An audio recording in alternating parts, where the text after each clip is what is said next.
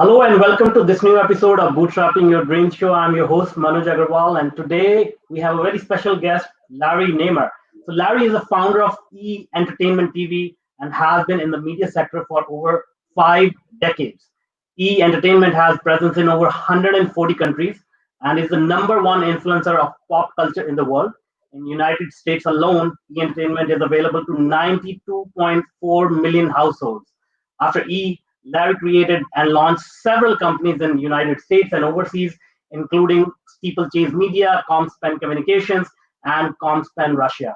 In 1989, Larry was awarded the President's Award from the National Cable Television Association. He's currently the president of Metan Global Entertainment. Metan has extensive experience, resources, and connections in Hollywood, China, and global media markets. Metan is a very modern take on how media companies must structure in today's rapidly changing business landscape. Larry has also been associated with LGN Media as a chairman. He has played a significant part in launching several other TV networks around the world and interactive television, serving as a consultant to Microsoft. Today, Larry is recognized as one of the world's leading experts and innovators in the field of international media and entertainment. Among the companies that have enlisted his expertise are, as I said, Microsoft, Digital Media Group, EchoStar, Sirius Radio Networks, and many others. Welcome, Larry. How are you doing? I'm doing good. Just Awesome. getting along in these strange times. For sure, yeah. So you've had a tremendously successful career. I'd love to learn more about how you got started, how you got into the media industry. Well, I grew up in Brooklyn, New York. Family was immigrants. Father's family from Turkey, mother's family from Siberia, and I was the first kid to go to college in the family, and I thought that I would get out and get a civil service job or teaching job. The family was much more interested in security than they were in entrepreneurship, and but for whatever reason, the city of New York wasn't hiring teachers. I had a degree in economics. There wasn't all that much you could do with it, so I ended up getting what I thought would be a temporary job, working for what was then, the new industry, cable TV, and they gave me a job as an assistant underground splicer in New York. And my job was going below the streets of Manhattan and putting the wires together. So I did that, and that kind of led me to start to really think about cable TV and what it's capable of and what the opportunities were. And that was that was it. Awesome, that's great. So it seems like you got an early break, but you sort of continued to explore and understand what the industry was all about, and looking for new opportunities. And from what I understood about the history of Entertainment, there is an interesting story of how you came up with the idea of Entertainment. So can you share that story with us? Sure.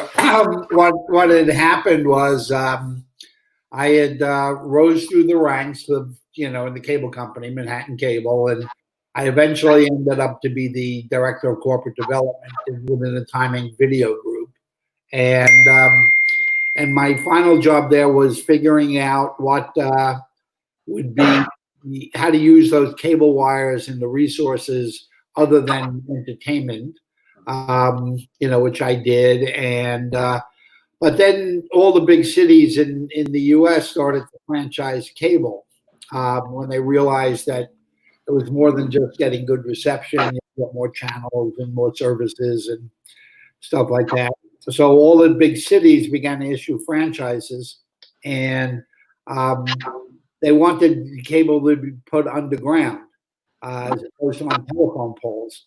So I was very fortunate in that my time at Manhattan Cable, I was director of operations at one point, and all the operating technical departments reported to me, including building construction underground. And I think I was one of the few, if not the only person in the country that knew how you build underground cable systems. So I got recruited to go out to LA, and when you come out to Los Angeles, you're surrounded by the entertainment business, and all my neighbors and friends and everybody were going to these premieres and parties and award shows and stuff like that. And I said, gee, that looks interesting. I want to do that.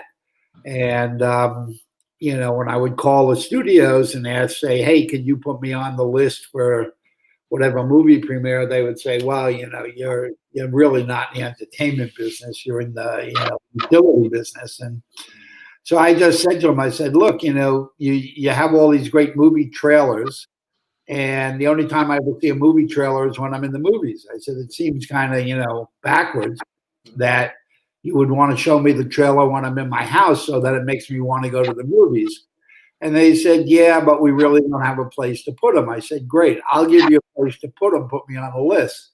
So we started doing, I had a channel that was simply called The Trailer Channel. And, when we started doing surveys, it would be, what's your favorite channel? And people go, I love ESPN, I love MTV, and I love that trailer channel. I started to think, I said, gee, I'm getting the best 2 minutes of a $50 million movie for free and people love it. Maybe there's something to explore here. So a friend of mine, Alan Maroof, a friend from New Jersey, and I toyed around with the idea, and we said, you know what, this could be the basis of a new channel that was all about the entertainment industry. And we wrote a business plan and went out. It took us 3.5 years to raise any money because, we were two guys and we were in a big media company. So the 3.5 years, after we started, we raised the money and we put it on the air. And the initial name was Movie Time, not we changed the name after. And as soon as it went on the air, it became an overnight success. That's awesome. That's an amazing story. So it's amazing how a lot of people think that they don't have any resources, no ideas to build something. But as you just demonstrated, you could just take something that is of little value and people don't know what to do with it, and you can put it together and build a very, very successful business out of it. Yeah, we looked at it and we said, in essence, it's not very different than MTV was. MTV would, get an industry, the music industry, that would make these, 3-minute music videos and give them to MTV for free for promotional value. So we just said, the movie business and the TV business are the same thing. They're dying for marketing and promotion. Yeah. And, when they have a big smash hit, if you have Star Wars, you don't need anybody's help. But what happens when you have Jaws 5? So we approached people that way, and they began to understand that this could really be a voice of the entertainment industry, and they embraced it pretty quickly. And we grew. The first year, we were the fastest growing cable network in the world, actually. And now E is in 140 countries, and it's it's clearly the #1 influencer of pop culture in the world. Wow, amazing. And so I'm sure, as you said, you were sort of coming in from the outside and you had to compete with some big names and big channels. I'm sure it must have been, not an easy journey. So can you recall any incidents where you had some challenges you had to overcome, or any new learnings that came your way through this process? Well, yeah, it was, all the big guys were, we had to face Time Warner and TCI and Comcast and, all of those folks. And, nobody really wanted to see us succeed at the beginning because they didn't like, just two bandits coming in and starting something that, literally was revolutionary. And so, we had a hard time, but we really needed to be independent of any of the big media companies in order to attract the studios. Paramount, and Universal wanted to come in as investors, and we couldn't take that money because we said, if Paramount is part owner, then Universal is not going to want to put their marketing in the hands of their competitor and Disney. And so we really had to maintain that, being Switzerland, being totally independent of any of the big media companies and having no agenda other than, what does the audience really want? So, and because we really didn't have money, I think then the going rate is, to start a TV network was somewhere around $100 million. and nobody was going to give us $100 million. So we managed to find a place on Wall Street, gave us $2.5 million. And at first we went, what do we do with this? But then, I started calling friends who were teaching, and a friend in Austin, Texas sent me 31 interns from UT Texas. And so we started the company with 11 interns, 11 employees and 31 interns. Wow. Wow, that's amazing. And it's a very interesting point you brought up. Like, you were raising money, yet you were offered money, and rather than taking the money right away, which typically most entrepreneurs do, wherever they get money, they take it. You looked at the long-term effects of taking one. But like, how did you come up with that kind of long-term view on what you were trying to do? Well, when we thought about it, we just said, this can be the voice of an industry. Mm-hmm. And in order to be the voice of an industry, you can't be controlled by any part of the industry. You have to, treat everybody not equally, but fairly. Yeah. So that any studio, any movie maker knew that when they worked with us, we didn't have any other agenda other than what we thought was best for our viewers. Yeah.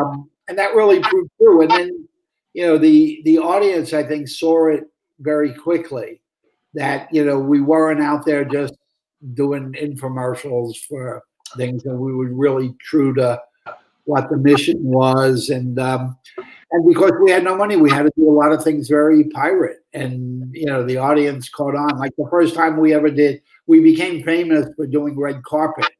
On rivers and, all of that. People don't know the first time we applied to get press credentials, we were turned down. They said, "Oh, you're some little cable thing, we don't need you here, you're just going to take up space." So what did we do? We went around the back and we climbed over the fence and threw the equipment over. And we covered the Academy Awards, the entry, the red carpet, completely, by sneaking in.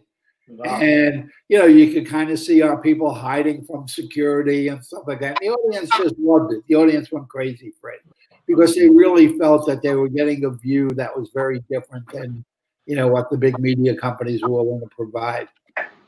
Awesome, that's great. And so you must have, you ran into a lot of entrepreneurs, people trying to build their businesses.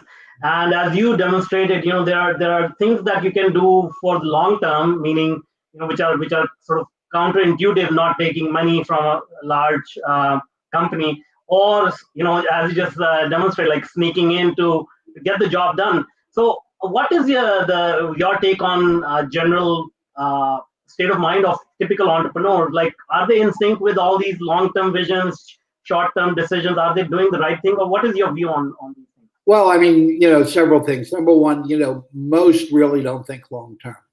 Most see that first money on the table and they tend to jump too quickly as opposed to endure a little more pain and eventually get to the right deal.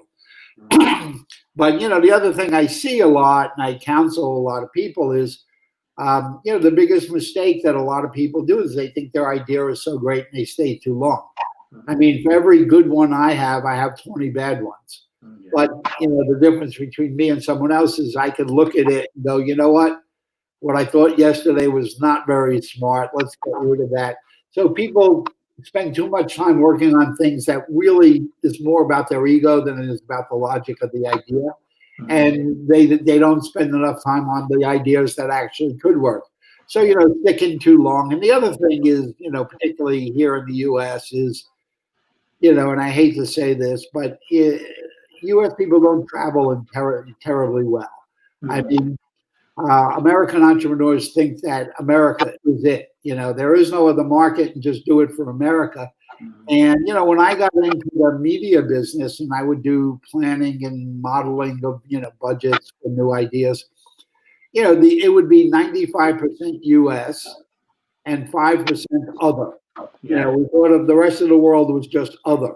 Yeah. Now if I model something out, whether it be a movie or a TV idea or whatever, it's 30% US and, the other 70% is India and China and Russia and Germany and stuff like that. So the world really has changed incredibly dramatically, particularly in the last 20 years. And, a lot of people just think very US centric and don't realize that you really have to think of global models. Yeah, you're absolutely right. This is one of the points that I always talk about with entrepreneurs, that you really need to step out and learn that there is a whole different world out there. And not only you get additional markets, you get new ideas from those entrepreneurs, because they do things differently over there, isn't it? Yeah, I mean, now I have Metan company in China. And when I first started in China, which is almost 11 years ago, and our first show was called Hello Hollywood. It was Hollywood News. But I did everything in Mandarin. I realized early on that I have to do things in Chinese language for the Chinese audience and stuff. So we created shows that were particularly for that. I had Chinese hosts and staff and teams. And but and it did incredibly well. And, it just showed that you can produce things for, different places and stuff in different languages. It doesn't have to be all in English for the US. But when I would go to, the studios back then and say, listen, you guys know me, and for me, blah, blah, blah. I need to get on the red carpet for this movie premiere. They would go, well, Larry, it's China. We don't really care about China. What are you bothering us with this for? And, and now it's, they're calling us every day going, oh, my God, do you think you could cover our movie premiere? Because China's now and very quickly has become the #2, soon to be #1 movie market in the world. Now, people are getting 20, 30, 40% of their revenue out of China. So you can't ignore it. And, but still, I find most people here are still going, okay, here's the way we do it in Hollywood. We'll give it to you. We'll subtitle it. You can't expect other cultures to, bow down to American culture, any longer. I mean, those days, I think, are clearly over. Yeah, of course. And so one of the things that I noticed, obviously you've had a pretty long career, and you must have witnessed a lot of ups and downs in the economy, in the business. And so at every stage you adapted, just like, you mentioned you open you launch a channel in China. So how do you become so resilient? How do you adapt so fast to changing environment? Well, first of all, I study a lot, I read a lot and stuff like that. And I for whatever reason, really have had a worldview and, thinking this is the world of entertainment, not the Hollywood center of entertainment. And so I pay attention, but, also for someone who chooses to be an independent, I've had offers to come and work at studios and networks and, do that. And that's not what I'm about. So, I look at, where could I be on a level playing field with the big media companies? And, typically they're countries like, I went to Russia and now I'm in China, where, just because you say, hey, I'm from Time Warner, they don't necessarily bow down. As a matter of fact, in a lot of cases, it works against you. They would rather deal with an independent such as me, because I have a China agenda. My company in China has a China agenda. We don't think of what we do around the world and how to make it fit into Chinese market. We create for the Chinese market. So, I look for those kind of opportunities. And China's, for me, it was looking and saying it's just a matter of time before they become a world economic power, and we become a world economic power. That's amazing. And so, just out of curiosity, like, how many books do you read a week? Well, I read in a month probably about 50 magazines, and I read 2 to 3, sometimes 4 books a month. I read a lot. Wow, that's amazing. I think that's one of the key qualities of highly effective people, if I remember in the 7 Habits of Highly Effective People. Yeah. Well, reading a lot helps, and, spending time places. I mean, when I started doing stuff in Russia, I lived in Russia half time.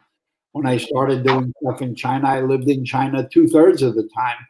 And, again, another mistake that particularly American entrepreneurs make, but all Western entrepreneurs, is they tend to go into these expat communities and spend all their time talking to people they could talk to when they were back home. Yeah. But when I go in, like in China, my apartment is in an entirely Chinese area, and so I have to live that life. I force myself into living that life as opposed to going to, where the rest of the expats are. I can see those people in Beverly Hills. I don't need to see them in Beijing. Yeah, that's amazing. Now, you pointed out that you like to work independently. You also second guess your own opinions, and so accomplishing all these lofty goals, you need a very able and efficient team around it. And if you are an independent thinker, I think you'll prefer independent thinkers around you as well. So, how do you find these type of people? How do you motivate them? How do you keep them around and get the results that you need from them? Well, I always, for every particular area, I always bring in somebody who's smarter than me in that area. But it's got to be an area I know well. I can know it well enough to be able to control it and manage it. But I want my marketing guy to be smarter than I am. I want my tech guys to be smarter than I am. I mean, otherwise, I might as well just do it all myself, and that doesn't work. I use social media a real lot. I actually maintain my own Facebook and stuff, and in China I have my own social media there, and I have a lot of people. So it's a way of accessing management talent. It's a way of doing market research as to what the audience is looking for, and I do probably an hour a day just so I keep my brain fresh and keep my finger on the pulse of what's going on. Awesome. And so, do you think you brought up another point earlier, which is most entrepreneurs, they do stuff just to satisfy their ego. So this paradigm of hiring smart people, smarter than you, do you think that people get intimidated just because it may hurt their ego? Like, have you noticed any trend like that? Yeah, I mean, and I noticed it. I hate to say it. When I was at Microsoft, I was the primary consultant of Microsoft for interactive TV strategy, and when they knew that they needed to branch out to media and entertainment, but I would watch their hiring practices. Instead of hiring the best people from Hollywood that they could, they would hire the people from Hollywood who best kind of would like them.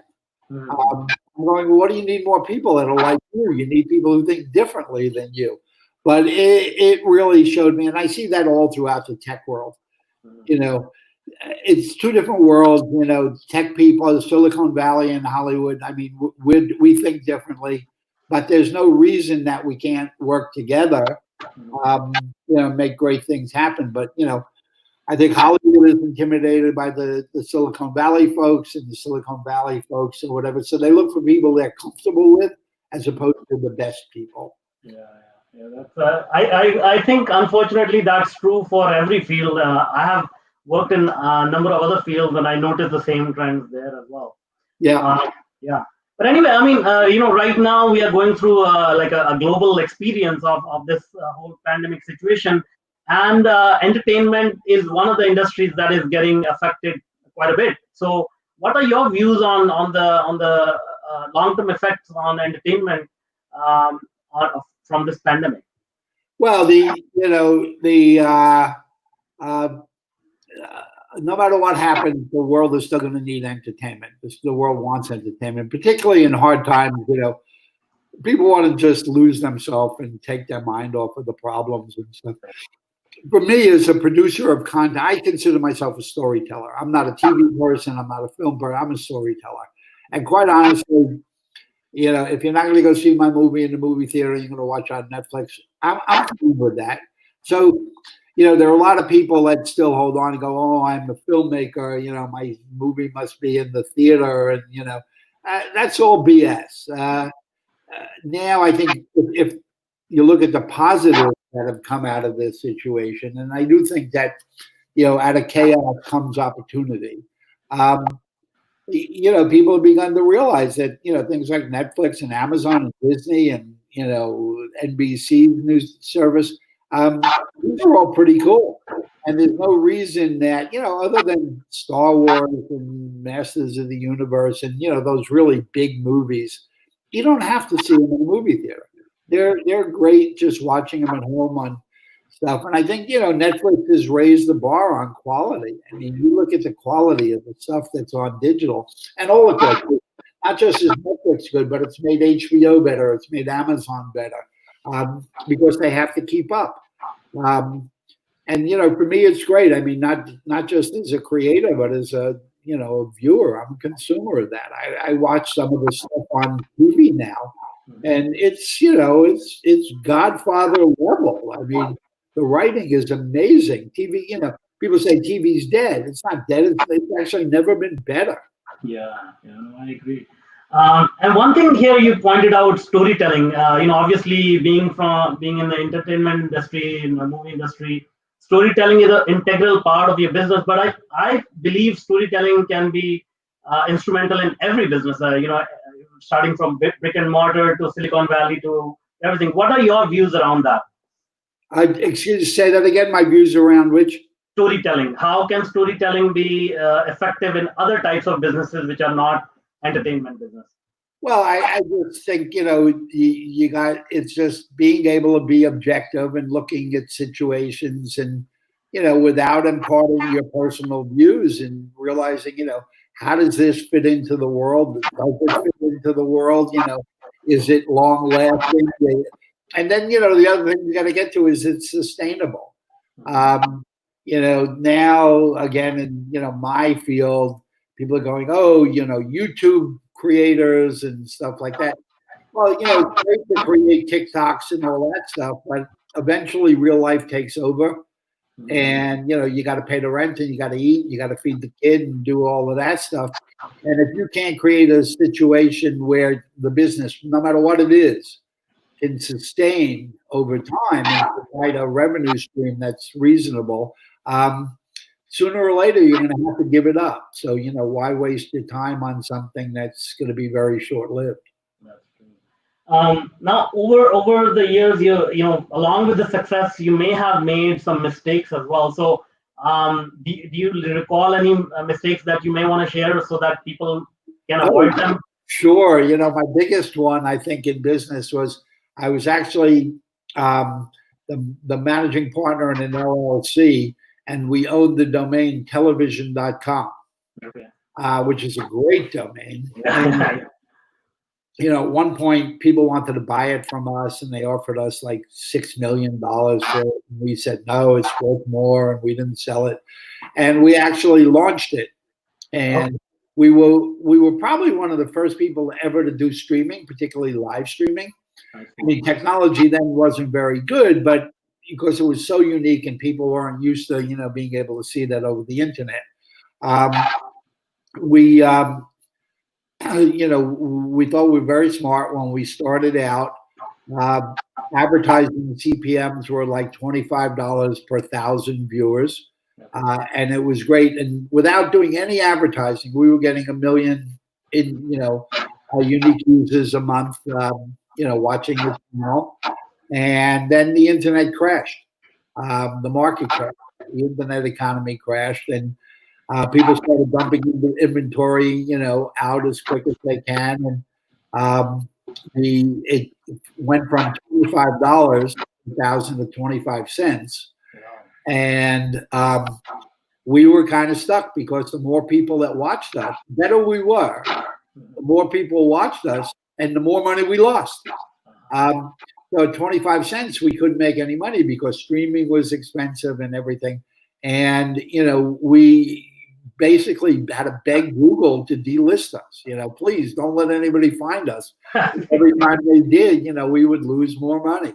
And eventually, we found that it couldn't sustain and, in that economy, and we didn't want to be doing it for another, X amount of years before we would come back. So we basically just shut it down. Yeah. So I guess the lesson is don't put good money after bad money, is it?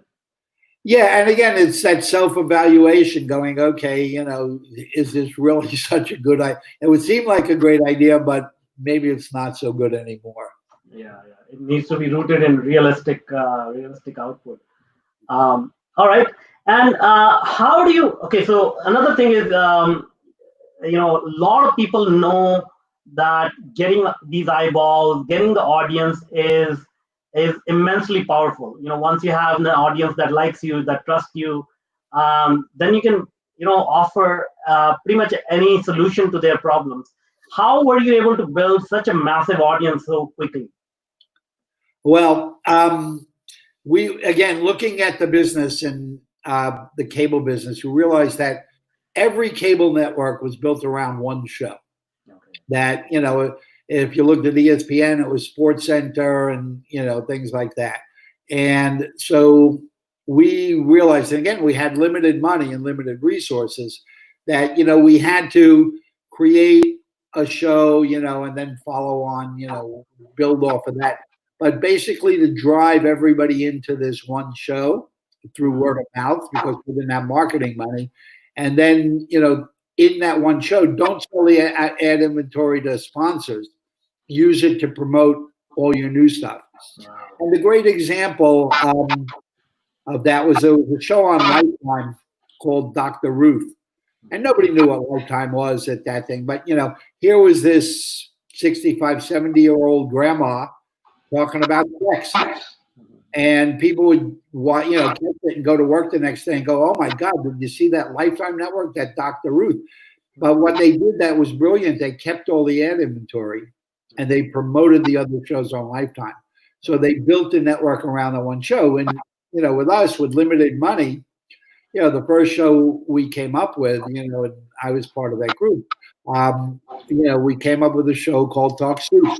Mm-hmm. And Talk Soup starred Greg Kinnear, and nobody knew who Greg was, and nobody ever heard of Talk Soup. But it was a TV show that made fun of TV shows. Yeah. And people were like saying, Larry, you're out of your mind. You can't make fun of TV shows. And I'm like, well, why not? Most of them are pretty stupid and bad and stuff like that.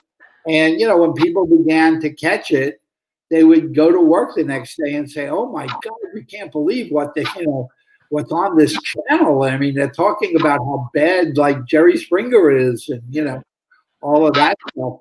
So that was our showcase. And then we followed that with another one. Alan and I met this radio guy in New York, and we thought he was brilliant and that we could build word of mouth around him. And, when I wanted to do this TV show, everybody's, everybody said, Larry, radio's been dead for 25, 30 years. Why do you want to do a TV show? I said, you don't get it. This is a comedy. This is WKRP in Cincinnati, and it was the Howard Stern show. Mm-hmm. And, so not only would Howard have a very controversial show on television, when he was on the radio, he would talk about his television show. And people go, E-Channel, what the heck is that E-Channel? Let me check it out. So we used a lot of secondary media to help build that audience. And so moving forward, another aspect of media companies is to get ad revenue and add it as additional revenue stream. So with all these changes going on with Facebook, Google, and these lockdowns happening, people moving online, how do you see the advertising field is going to change over the next few years? Well, I think everything, it gets more scientific and, you get into very individualized ad. I say eventually everybody in the world is going to have their own TV network, and it's basically, kind of your favorite stuff, and you program it yourself, and you don't really watch. You don't go home and say, tonight I have to watch NBC. You might watch some shows on NBC. So you're going to build this, rotation, this viewing pattern that's entirely, yours. And, the individual components need to really do, understand who is their audience and how could I get very tailored advertising to them. I mean, there's no point in sending me an ad about diapers because I'm kind of done having kids. But, when my car is 3 years old and you could look at a pattern and say, hey, this guy buys a new car every 3 years, hit me with some car ad and stuff. So you really need to make, the process more efficient. At the end of the day, brands are in business of selling stuff. And the more you can make that process efficient for them, the more likely they are to come and spend money with you. Yeah, that's true.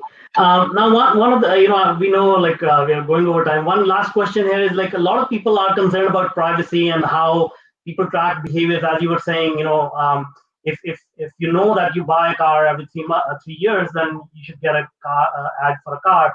But how do you see that reconciling with concerns over privacy and things like that? Well, I mean, if you kind of go back, I think if you can get very efficient in advertising, it's not intrusive. It's actually a benefit. I mean, take a fashion magazine. You take any one of these big fashion magazines. They have 400 pages and 300 are advertising.